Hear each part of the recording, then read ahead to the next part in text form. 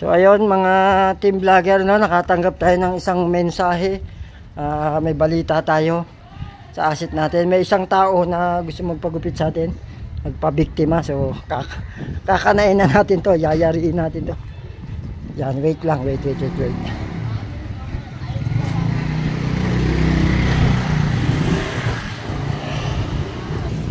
So, meron po tayong isang tao ngayon na nauto at gusto magpagupit.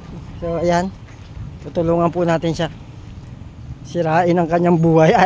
Yung buhok. Yan, hanapin natin siya. Yan. Saan na yung matapang na yun? Ayun pala. Saan ka gugupitan, Brad? Hindi na supply. Ayun, sabi mo ayun. Wala akong suklay sa bahay na maliit din eh. Ayun na yung binigay ko sa iyo. Last na suklay na yun eh. Pwede na yan. Natalo na yan. Halika na. Diyan ka na. Yun. Mamaya na pag-alis nito. Yun, oh. Ayan ang ating kaibigan na si Kim Di Juan. Oo. Napakasipag, oh.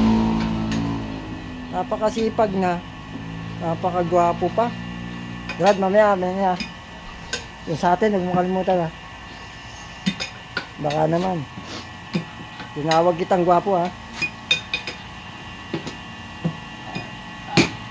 Galing talaga. Ba't talaga pag-professional, eh.